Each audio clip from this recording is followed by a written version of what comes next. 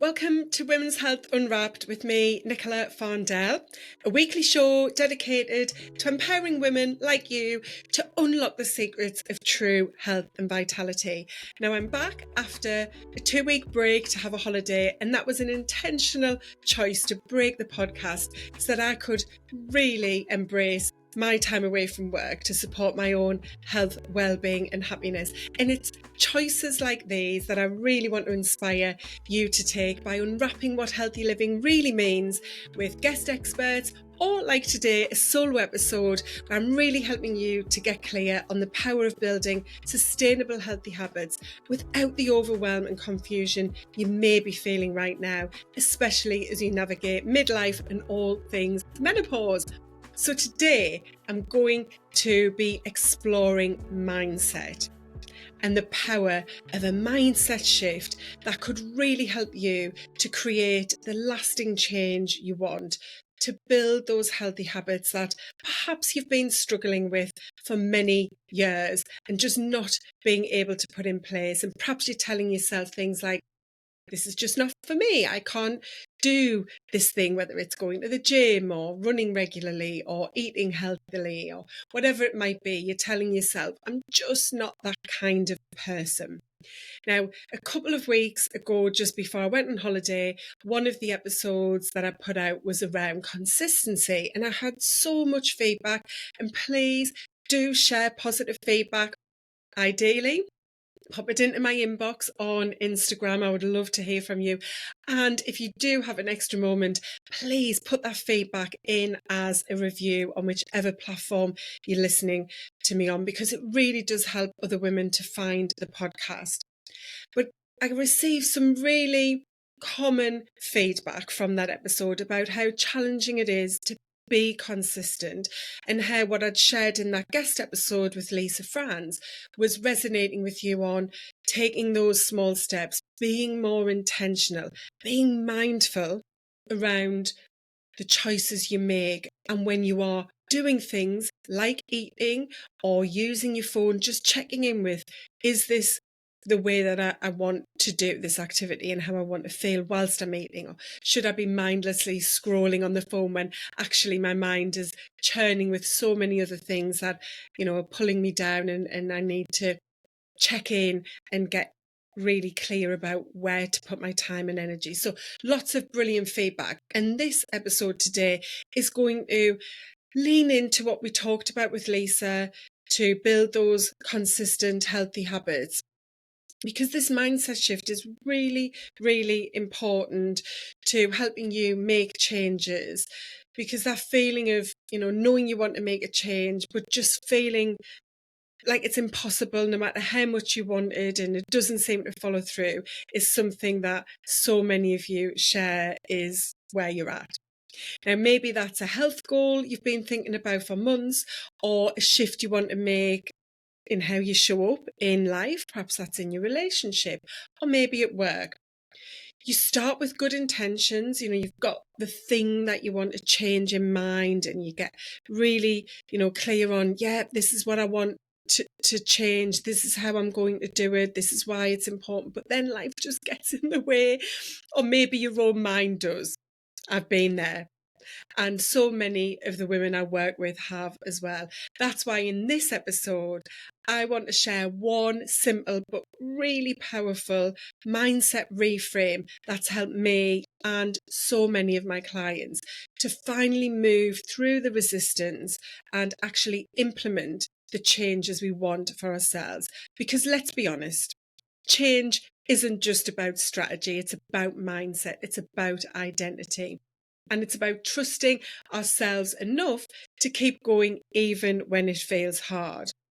So together today, we're going to talk about the real reasons we struggle to follow through, like procrastination, perfectionism, all or nothing thinking, and that annoying habit of rumination that keeps us stuck in our heads rather than taking action. And I'll share the reframe that completely changed how I think about personal growth, and how it might just help you finally break through your own sticking points. So get ready for a real deep dive into mindset and connecting with that importance of committing to yourself.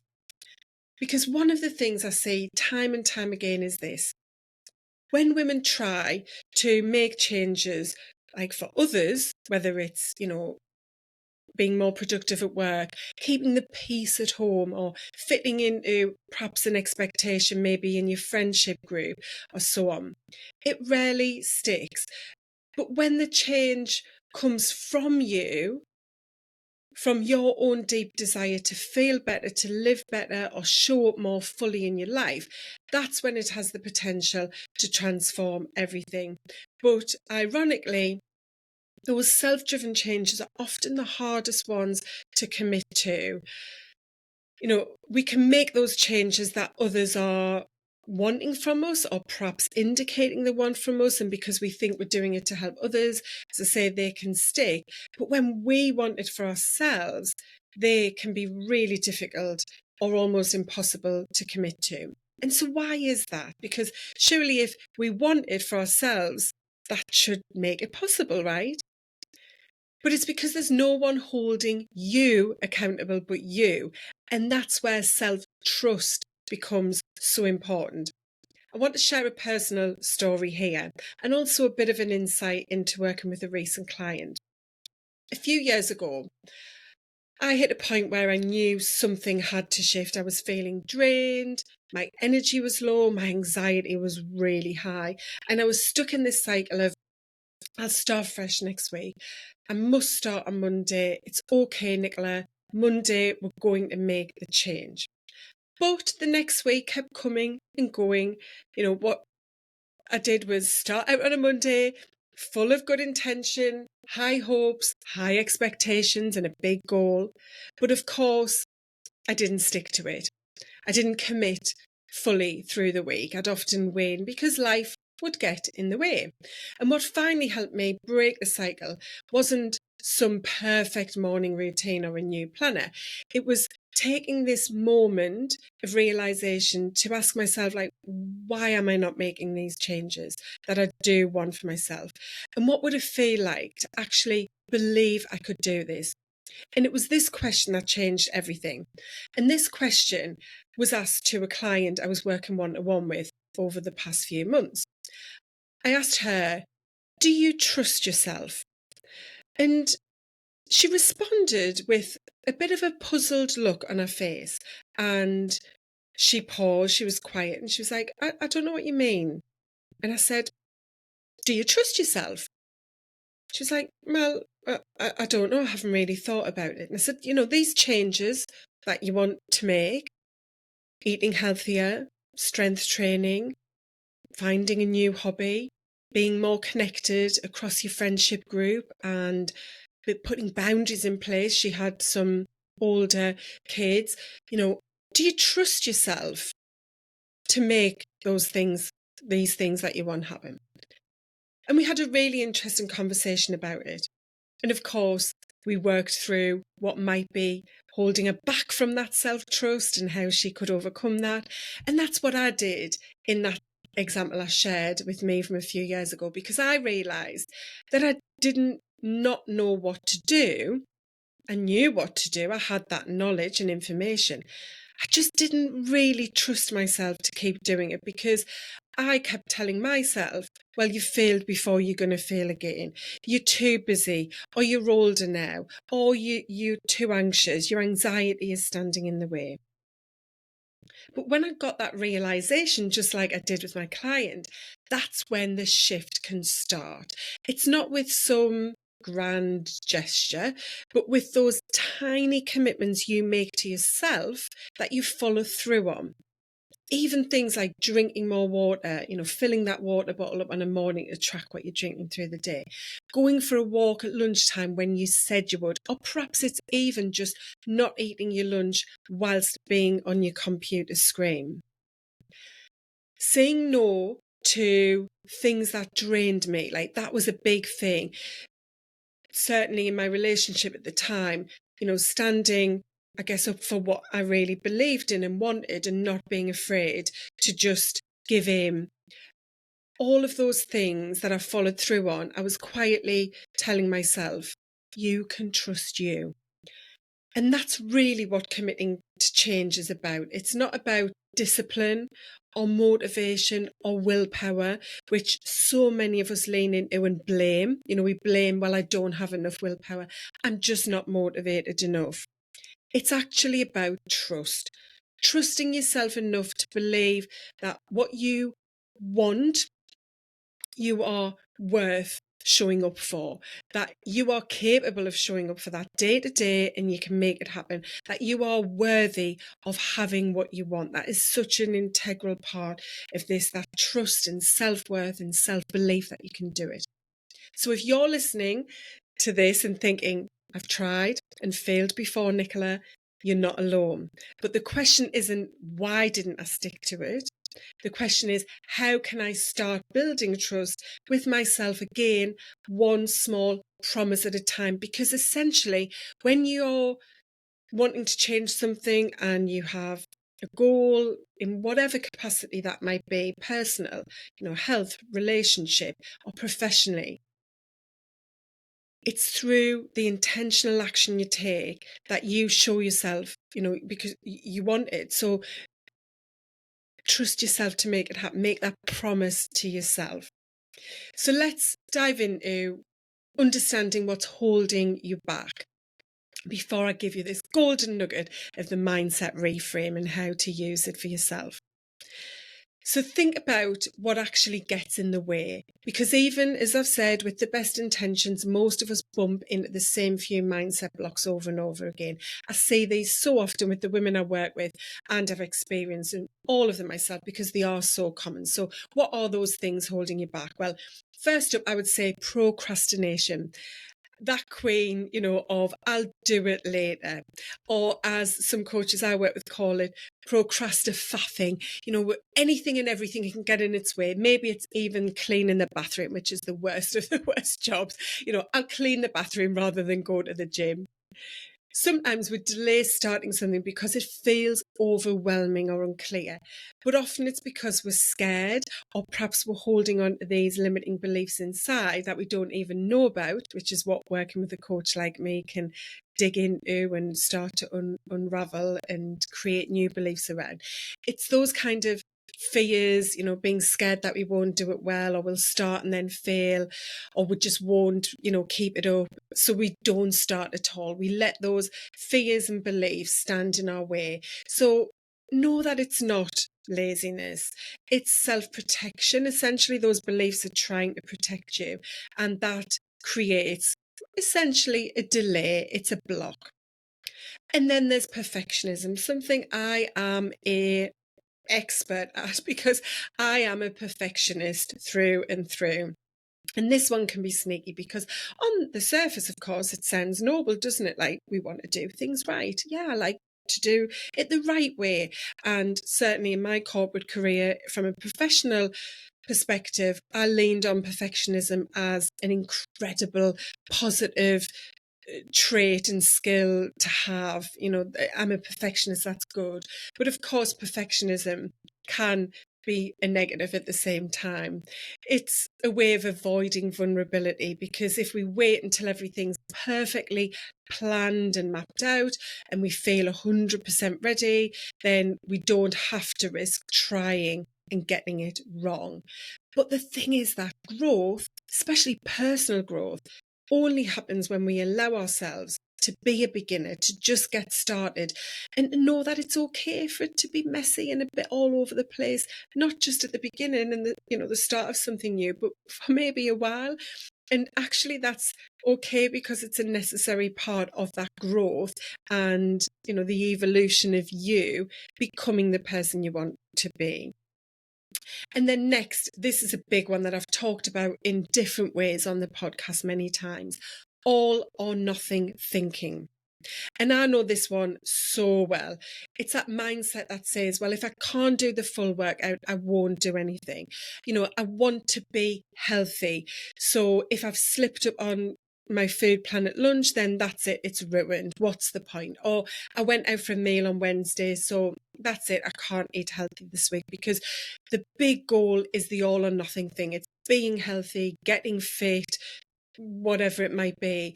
And that keeps us stuck, because progress doesn't come from, getting there straight away and doing it all perfectly all of the time. It comes from doing something consistently. And I liken this to a mountain. Think of Mount Everest, the ultimate mountain peak. We have a goal that is like a mountain, and yet we expect to climb that mountain instantly without training, without the skills, without the knowledge, the planning, the guides, the maps, the weather forecasting, and all of the things that we would do if we wanted to successfully summit Everest or any other mountain. So we need to also not have that all or nothing approach to making these kind of health changes. We need to plan in the same way we would if we were going to climb up a mountain. And then finally, rumination. This is when we get stuck in our heads, and who here hasn't been stuck in their head? It's going over the same thought loops without ever moving into action.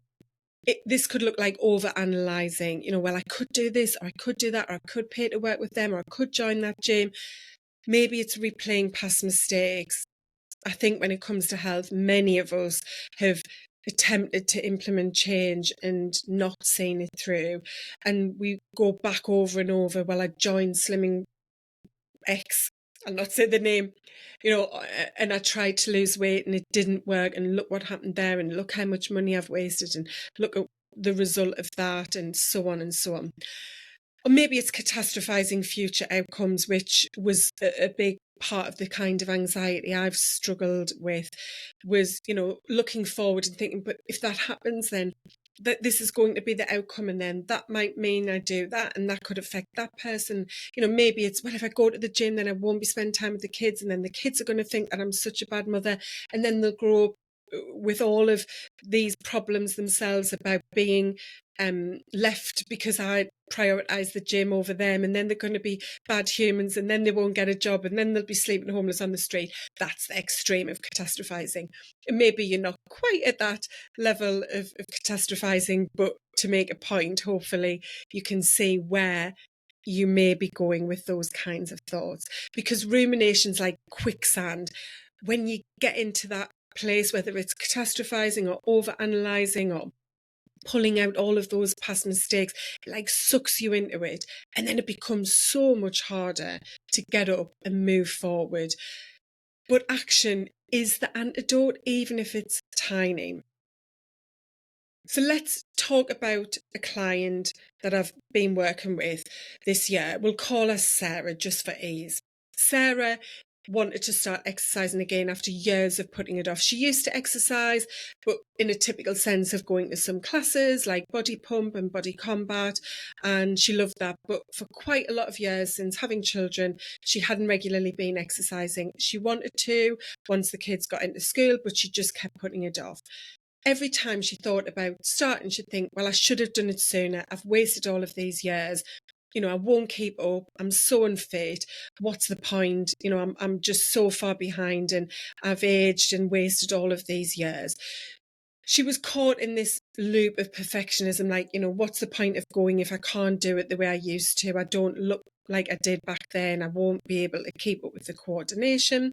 And that rumination of, thinking about having wasted so many years.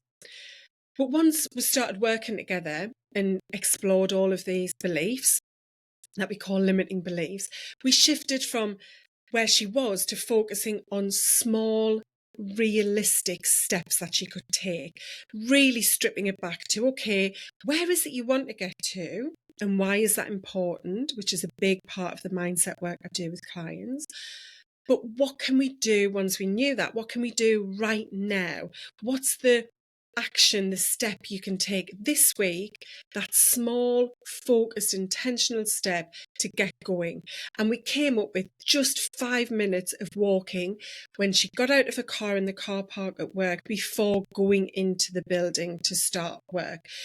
I reminded her, that we didn't need to make up for all of that lost time and focus on how much it changed in a negative way. This is about where you are right now and recognizing those thought patterns that are showing up to start to loosen your their grip on you because they're actually holding on to you, and move away from self-blame, from telling yourself that you're not good enough, that you're lacking motivation or willpower, and then starting with that mindset focus of the action you are going to take and making it small enough to be achievable right away.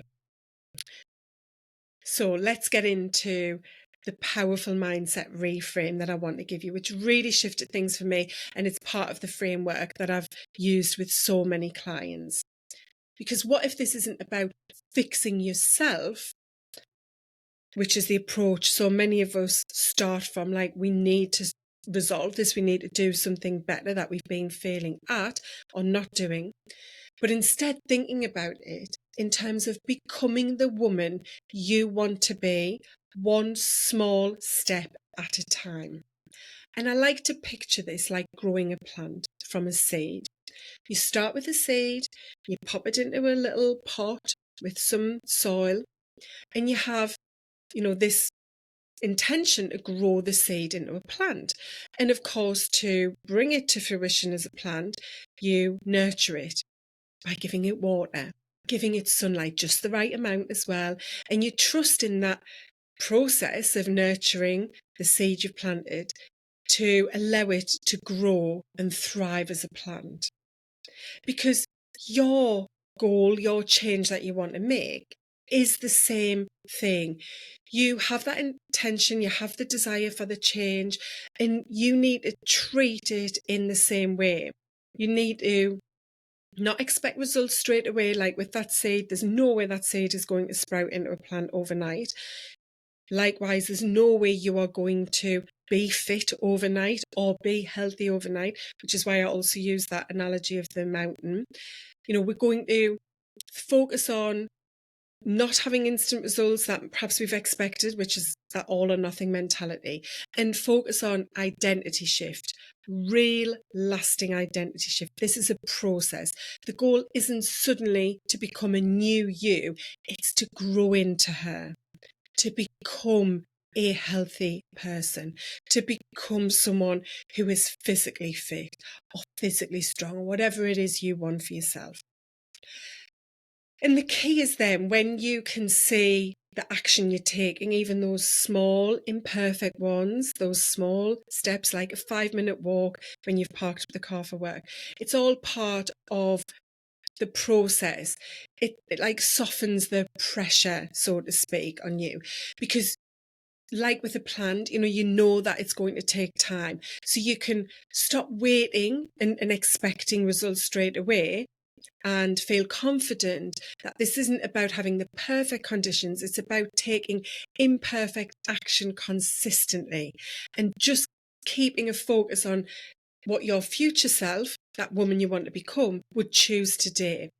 And this is where the other mindset blocks we've just talked about start to lose their grip on you. Perfectionism, that becomes less appealing when you realise it's okay to be work in progress, to not have to do it all right, that life isn't perfect.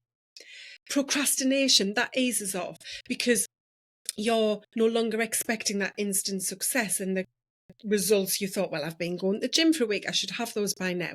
Instead, you switch your mindset, flip that switch over to appreciate the progress because you are taking action. And this is a big part of what I work on in my one-to-one coaching in terms of this regular reflection kind of progress and building process and building habits in around that.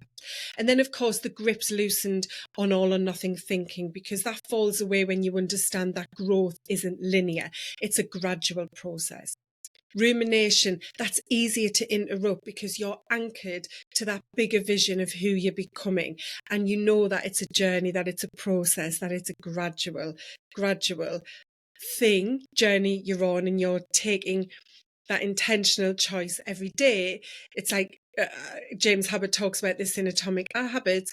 You're putting a vote against yourself. You're ticking a box for yourself by making those small actions. If you do those regularly, consistently, even on the hard days, then you'll just keep growing like a plant.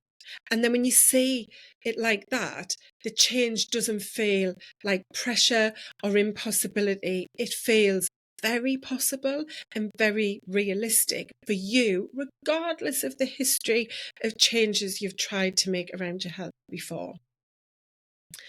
So now that you've got this mindset shift, that idea that you're growing into the woman you want to be rather than trying to become her overnight, let's talk about what this actually looks like day to day. Because if you are a regular listener or follower of me on social media, then you know I'm all about action. We need to get going, take those small steps. So what can you do to really embody this mindset reframe and create the change and positive impact to your health that you want? First off, break your big goals into small, doable actions. So yes, have the big goal. Maybe it's to get physically strong, whatever it might be. Reduce stress and overwhelm in whichever way, or maybe that's connected to professional, personal life. Whatever the goal is, that's okay. I'm not saying ditch the big goal. What I'm saying is break it down. Ask yourself, what's one small step I can take today that my future self, remember the woman you're becoming, that's what this is about, what will she thank you for you taking today? So it's not about mapping out the whole journey. It's about just getting on that first rung of the ladder. Just take the next step. And then secondly, I want you to use identity-based language. So instead of saying, I need to start working more or I must eat healthier at a weekend, try things like, I am a woman who looks after her body. I am a person who enjoys eating healthy food to have great energy levels, whatever it might be. And it's not about saying, and actually I had some feedback on Lisa's podcast episode from a listener about this, where she'd shared that she's realised, this isn't about having to be that fit person or that healthy eating person that you want to become right now to say words like this, but it's about embodying it and knowing that even in saying, I am a person who enjoys eating healthy food because it gives her the energy she wants. You might not be there now or exactly where you want to be with eating healthy, but you are becoming that person. So stating it is okay, because I think, again, linking back to that perfectionist outlook or that all or nothing approach, we think, well, we can't say we're a person who enjoys eating healthy food if I'm not eating healthy food at the moment. So this isn't about waiting to do the thing. It's about embodying it now. You're reinforcing who you are becoming, not just what you're trying to do. And then the third action is about ditching that perfection pressure. Remind yourself that done, as in doing anything, is better than perfect every time. Any progress counts. A short walk still counts. Adding some seeds and nuts onto your yogurt and fruit at breakfast counts. Having extra greens with your dinner on an evening, putting your phone down at 9:45 instead of 10, it all counts. This isn't about perfection, okay? The fourth tip I'm going to give is celebrating small wins. Absolutely. Check in with what you're doing. Those micro celebrations will rebuild that self-trust. Remember, we're trusting in ourselves to become the person we want to be. So prove to yourself by recognising the steps you are taking, celebrating them, that you are on a journey and getting to where you want to get to. The next one is interrupting any rumination, so being stuck, with action. So if you do find yourself stuck in overthinking, set a 5-minute timer and just start something small. There are lots of different hacks or habits, tips I can share on that you could implement. Movement for me is one of the most powerful healthy habits I have. It's the quickest way to change your energy and to create motivation. We wait for motivation to move, but actually moving our body gives motivation. That's a whole other podcast episode. But that might just be getting up and doing some tidying up around the house, or even going out in the garden for a little bit on a lunch break, maybe a short walk. So moving in any way physically can really help to get out of that rumination stuck place and help get you going. And then the next one is to use something like journaling, or maybe it's even just writing down prompts on some post-it notes to stay grounded. What I mean by this is asking questions like, what would the future version of me do today? What's the next action I can take to nurture and show myself that I believe I can do this? So again, keeping your focus, which is your mindset, on growth rather than perfection. Really supporting yourself with just empathy, kindness, compassion, to know that this isn't about mastering it all overnight. All of these tips I'm giving you are brilliant. For anyone, these would be quite challenging to do right off. Actually, as a side note, I will put these tips into a blog. So do make sure to head to lifenow.uk and check out the blogs to have a read of this and get more on these tips, especially if you're someone that needs to see them visually. Take a screenshot or write them down yourself, because these are 6 brilliant practical ways to help support this reframe in your mindset about becoming the person you want to be, to help really build those healthy habits you want. So check out the blog and use these, and know that this is about layering these tips into your life to build as habits as you grow on this journey. Because becoming the woman you want to be, it isn't about waiting for the right time or needing to put all of the things I'm saying to you in this episode into place straight away. It's just about showing up for yourself now in the smallest, kindest, most supportive of imperfect ways. So to wrap up, I want to bring you back to the heart of what we've explored. Implementing difficult changes in our health to improve our health, because we need to embrace this thought of it's not about being perfect and getting it all right from the very beginning, from day one. It's instead about committing to the process of becoming who you want to be, step by step, moment by moment, day by day, celebration by celebration, and actually even recognizing what's not working and refining that, being okay with testing things out and tweaking it and changing it. Change doesn't happen because we suddenly become someone else, or because we want the goal that would make us become that newer version of ourselves, that healthier version of ourselves. It happens when we trust ourselves enough to show up imperfectly but consistently for the woman we know we are growing into. So I invite you to ask yourself now, what's one small promise you can keep for yourself today? What would the future version of you thank you for? And remember, everything that we want, all of those positive changes, ways of feeling, that comes through trusting that we can do it and that we are worth doing it for as well. Now, as I said at the start, if this episode has spoke to you, if it's stirred something in you, I'd love to hear from you. Please do rate and review the podcast. I would massively appreciate that. I am on a huge mission to unwrap women's health and help more women, thousands and thousands of women, to know the value of their health, the role it plays in living a full and happy life. So please rate and review, but let me know. Instagram's a brilliant place, or drop me an email, nicola@lifenow.uk. These conversations really do matter, and I love connecting with you. I love getting positive feedback on the podcast. It takes a lot of time and effort to prepare and to record and edit and so on. So, if you are connecting with this, then do let me know. That just means the world. And let's keep spreading these important messages and learnings to help other women. The ripple effect we can have by putting these changes into place in our own lives is enormous. We can, really empower so many women and girls to know the value of taking better care of themselves. So thank you for listening. I really hope you've enjoyed the episode, and I look forward to seeing you next time on Women's Health Unwrapped. Bye for now.